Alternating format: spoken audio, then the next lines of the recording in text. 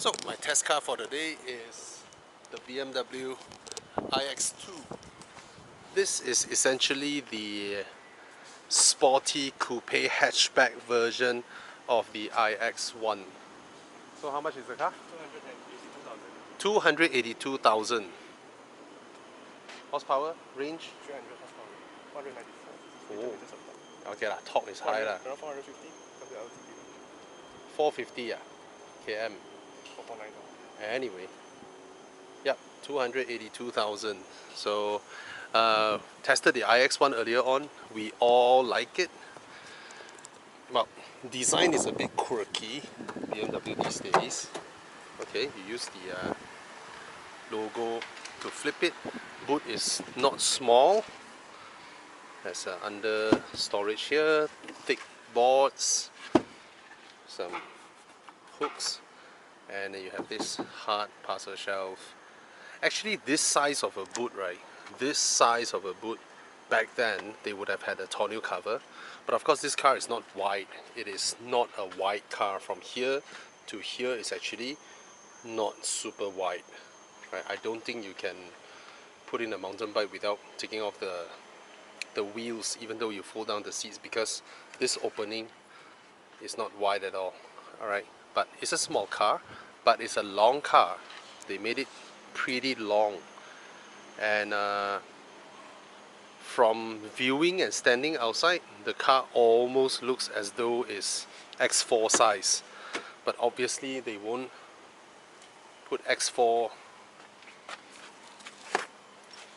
size. It won't be identical to X4 because Chiang and all these doodads. Oh, very good prop for me. You can put a large bottle. It's camera bags. You have a look. So I mean, these things, if when you take it off, if there is a storage, then it will be nice. If not, you just have to leave it around. And it's not like it has that clever folding stuff like the XC40 or the C40, you know. I think that is visually way better made than this. Okay, the ingress, this will hit on your head a little bit because it's a slanted roof. And in terms of interior room, as you can see, my knees are pretty near to the front seats. It's alright. These are extremely hard plastics that will hurt your knuckles. There's a sort of a storage, but it's not a storage, just a indentation of space. 2 USB-C ports here. The seat backs, pretty straight. Like this segment, I mean XC40 is like that as well. But remember I mentioned why people don't complain about the why people complain about the XC40 is because it has a lot of knee room, a lot of leg room. When you have more room, right, you tend to want to slouch. And when you want to slouch, you will feel that the seat back is straight. But when it's tight, just like a Macan is almost like that. When it's tight, you will just sit straight.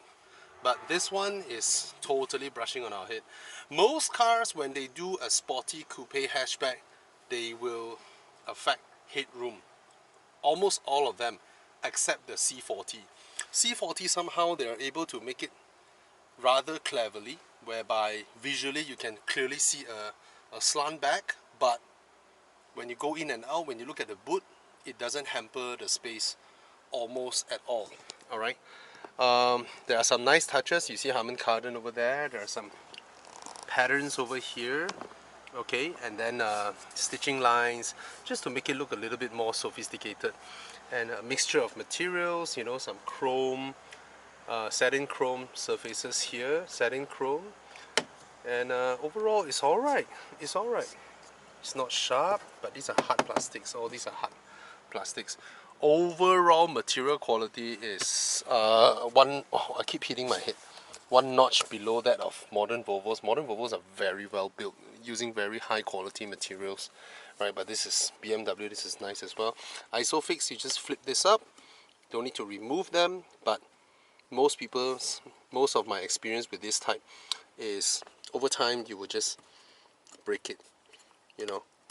But no choice. But it's alright. It's okay.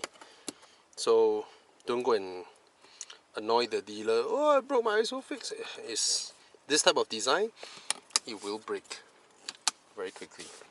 Alright, you know how I check the GLA where this edge is very sharp? This is moderately sharp, not super sharp but still sharp. Okay, and you have nettings over here, and this indentation help with knee room, perceived knee room, and my feet is size 11.5, but this pair of shoe is like size 12, so very tight here but usable. Alright, the upcoming Volvo EX30 would be like this, tight. So XC40, like I said, XC40 is priced on par with this guy and the GLA, but XC40 is larger, you get more interior room. C40 as well. The new EX30, visually a lot smaller, but when you're sitting behind, it's almost like this. It's tight, okay? So, but the probably slightly tighter than this, but the EX30 visually, proportion wise, it looks big. That's why a lot of people, when they see the real car, they will have a immediate fall off of expectations. You know, they thought that it's a full size, you know. Yeah, but it's not. Okay, anyway, they tried their best. You see they have this indentation and all that. They tried their best to give you more room, but middle, because it's a tight car, it's very narrow. They can only mount the middle seat belts over here, not together with this. Alright, let's go to the front. I need to dip my head just in case. At least you get a power boot. Alright, the hinge mechanism is those type on the roof. Okay, let's have a look. The driver's side, BMW really nailed it with their new interior architecture. Ouch. Alright, they nailed it with this floating console over here, which looks modern, which frees up this entire space and also creates an under storage over here. So immediately you come into the car, you will feel that, wow, there is a lot of cubby spaces. You don't even need to look for cubby spaces. Alright, this one is for you to snap on your phone for wireless charging. Alright, and it's in a location whereby you can view your content very directly, which is good. You know, a lot of but I'm not sure if I can align it properly with my fold, because yeah, but at least you know, at least it's like that, but at least it holds there and then you can see your content. Alright, this one we are already familiar with. Alright, this singular screen, so graphics and all that is crisp, is fast, the screen is big. Like I mentioned earlier on, new age BMW infotainment screens are extremely unfriendly to use if you are using touch. Then a viewer actually suggested to me, Bobby, have you tried voice control? And I was so amazed with the car's voice control.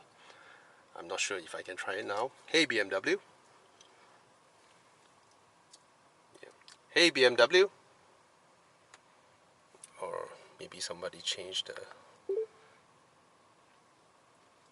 activate. What is that? Allow. Okay. All right. Hello BMW. Bluetooth connectivity. Try it again. Hello BMW. Good morning. Bluetooth phone pairing. You can connect your mobile phone in this menu. Okay, searching for device. Interesting. The last round when I tried this in the i5, when I mentioned this, my phone actually popped up with a notification, and then I just press OK, and then it's connected. But this round, this one somehow needs me to lookup for it, which is the same process as any other. So I do not know if it's a case of different version or whatnot, but the last round I distinctly remember when I mentioned Bluetooth phone pairing, my phone and my wife's phone both has a pop-up. When we press OK, both phones are in. That was super impressive, but somehow it's not replicated here. Anybody, if you know any idea, is this like an older version or that is a newer version or whatnot, let me know. Okay, BMW remove all the buttons over here, which we've covered that in the iX1. Okay, and then that's, anyway, I don't need it anymore. And this is this purely just an armrest?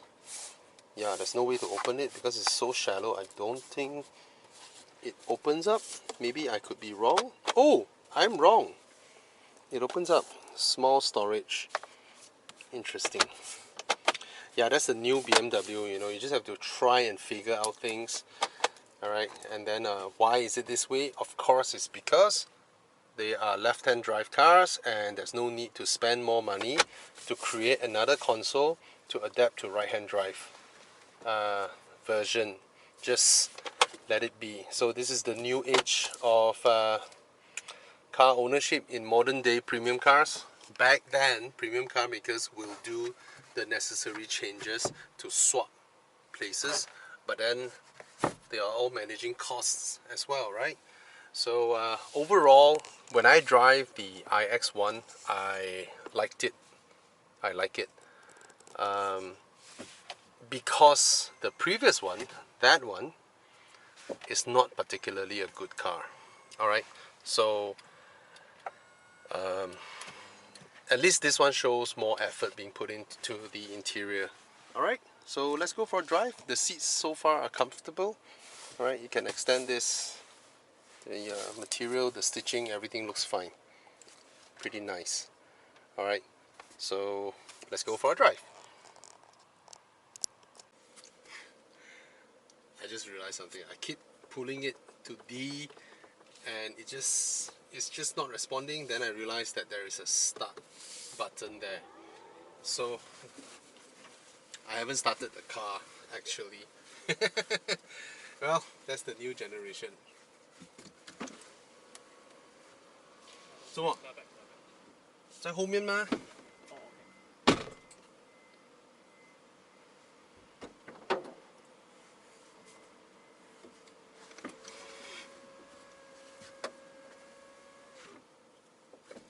Yep, let's drive off. And shit, let's go. Oh, I haven't put it to D. Alright. Yep, that's the old X1. Okay, let's go. Small suspension, very good dampening. It doesn't, well, the steering wheel is too thick. Too thick. You know, a lot of buyers of these cars are ladies, you know, probably petite and all that. This is huge. It's comfortable for me to hold. I think it's on a tad too big, but okay lah, huh? Small observations, not a complaint yet. Hello, boss.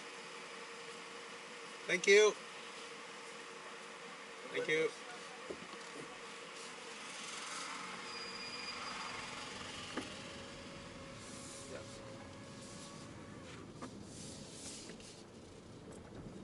How much power do I have left?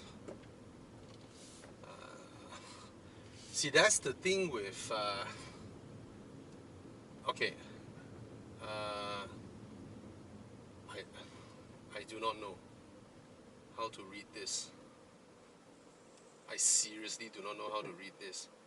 Oh, 54%. Sorry. I think that's a, you know, we're used to fuel gauge and all that, right? It has to be a significant gauge or meter, you know, but it's this tiny little digit there. But again, it's not something that you can't get used to. Once you know where it is, you know where to look for. It's 54%. But of course the range, it says 213 km. probably that's the range that I have. Oh, lovely driving EVs. That's the best part about EVs. Every single time coming out of a junction, suspension is not bad. Not bad. And of course BMW plays that kind of Hans Zimmer sound effect when you, composed by Hans Zimmer across the range. And it's just a delightful way to drive a car. Okay, I'm touching the door handles here. It's a combination of 3 pieces of material, and there are some little bit of sharp edges. Oh, a little bit of sharp edges over there. That's the molding part, where it could have been done better. Should I mount you guys lower?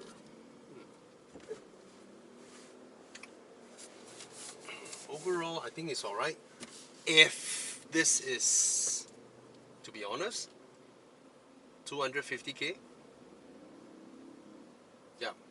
At this juncture, this car is 100,000 more than, I know BYD is BYD. Okay, put it aside. This is the same price as an XC40 or a C40, around there. Yeah. And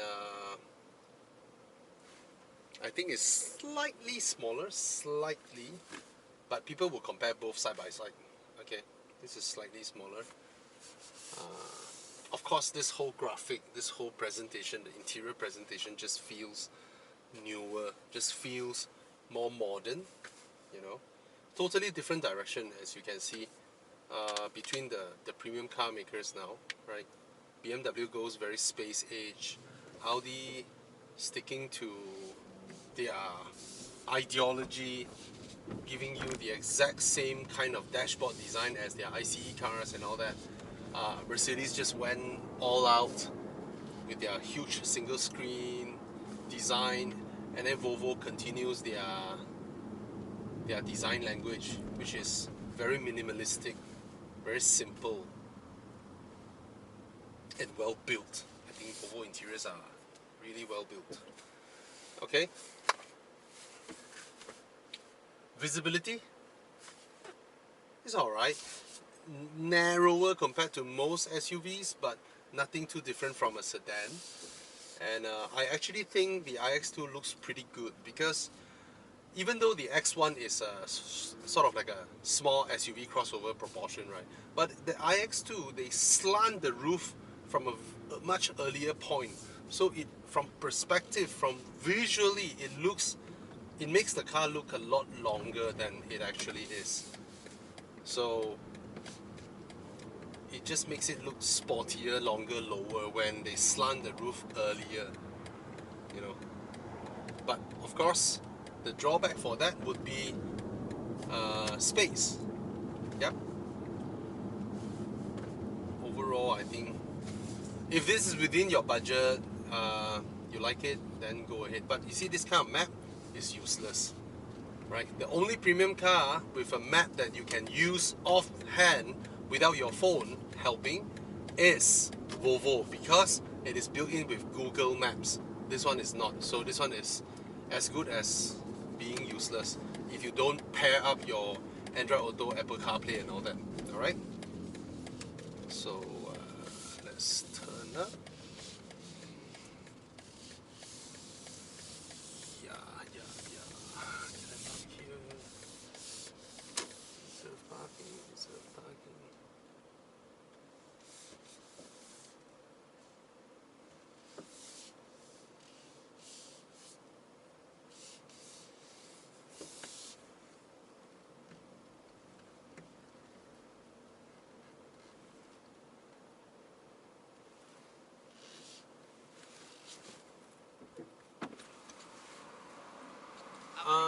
ETAS? ETAS, the last one, ETAS, the last one is your...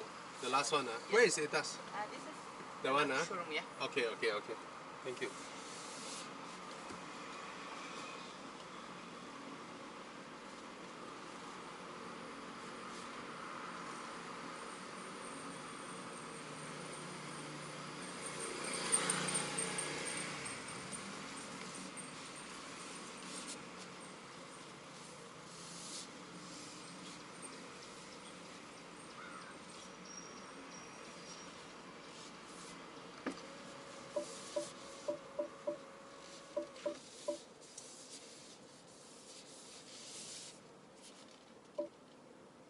cameras are fantastic. But as a BMW X, as a current, previous generation BMW owner, when we reverse our car, right, and the side mirror tilt down, sometimes when we don't want it to tilt down, we just switch the side mirror control, the left-right control. We just switch it and then it will flip back up to be a normal reverse, normal side mirror. But this is a new generation BMW and we have no idea, I have no idea how to do that. Park. Alright, and off we go.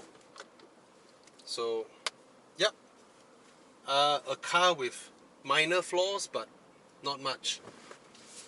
Not much. It's executed well like most of BMW's product. Their new design language, whether you like it or not, it's up to you. Very edgy, very non-conforming, okay? And this one, if you use with your fingers, is pretty crap. It's actually very hard to use. You don't even know where you should do, where you should swipe, what you should do, you know, it's just, yeah, things will pop up. But when you use voice control, so far, it understands you pretty well. That was my previous experience with the i5. Other than that, you have some boost functions when you need more power. You don't need all this gimmick boost stuff when you're driving an EV, right? You're faster than 99% of most cars on the streets anyway. Okay, and yeah, BMW is one of the top sellers of electric cars in the country. In fact, I think they rank number 3, if I'm not wrong. Just after Tesla and BYD, I think BMW sells really well. Alright, they did well with their electric cars. Can't be said the same thing with Mercedes-Benz. Alright. Yep, this is 280,000. Not cheap, not expensive either, given that how the car looks, the perceived size of the car, everything is alright. It's a very legit player in its segment, you know. Same goes with the XC40, but of course this is newer. People will think that wow, it's newer, you know. But I can still see that previously what we call the class leading car, the XC40, still have very good fit and finish, has Google and all that, and nicer quality throughout the car. That means the plastic materials that Volvo use in their cars, the fit and finish of everything is still one step higher than this. Even though from pictures, from perceive, what you see, what you touch, the touch points, this one is of course comparable, but deep down inside some of the materials used, yeah. But fit and finish, both of them are better than Mercedes. Mercedes is just a creak fest and all that. Alright, cheers. See, that's the thing with electric cars. Come up the car, just turn it on, and off you go. You don't need to wait for it to warm up and all that nonsense. And I know recently there is a lot of supposedly negative press about electric cars, but I tell you, it's all bullshit. Right? The world will be filled with electric cars whether we like it or not. Okay? Look at that! You can't do that in your M whatever. Impossible. Impossible. What Audi RS, what AMG, what M, you can't do this. GTR, you can't. You can't. All you're gonna be doing is terrorizing other people and yourself. Whereas in an electric car, it's just Hans Zimmer, Hans Zimmer, Hans Zimmer, Hans Zimmer, and you're up to speed. Yeah. I like it. I mean, if your commute is okay, let's clear things up, right? These kind of cars are 280,000, 270,000, 290,000. People with this income affordability or income or expenditure or disposable income, okay? They won't only have one car, no way, right? They would very likely have 3 cars at least, alright? So 3 or 2 cars. And for me, I would think that you should have one ICE car, which allows you to go drive all the way to Penang. Suddenly you don't feel like it, and then you can U-turn and come back to KL. Even though I mean there are DC charges and all that. Okay, put that aside. Malaysia's deployment is painfully slow. But for your daily commute, the one that you drive from home to office, to meetings, back to office, to grocery, and then to pick up your kids from school, and then go home, and then doing all these runabouts, EVs beat ICE hands down. Alright, you reach home, you plug in your charger, that's it. And just now I just had a meeting with another developer where again it's also a condo with individual isolators on every single parking inside the complex. Alright, so it has the power source, the whole thing is just built for this type of electrical consumption. Alright, and yeah, everybody can reach home and plug in their cars, and then they get like what, 3 parkings and all that. So it's fantastic. It's fantastic. So I don't agree with the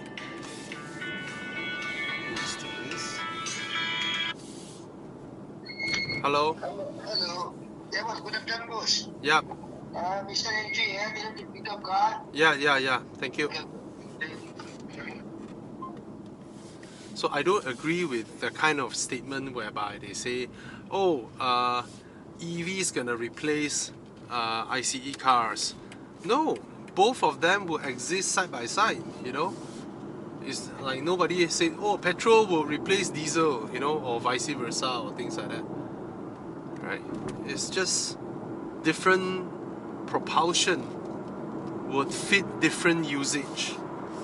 And I think EVs are here to stay. Alright? Hydrogen, theoretically, hydrogen is good, but in practical application, it is literally impossible to execute hydrogen. Just impossible. Yeah, that's so far my understanding of hydrogen is literally impossible. Just to keep them under storage and within the temperature of -200 over degrees Celsius, that alone would consume so much power that power might as well be used on propulsion.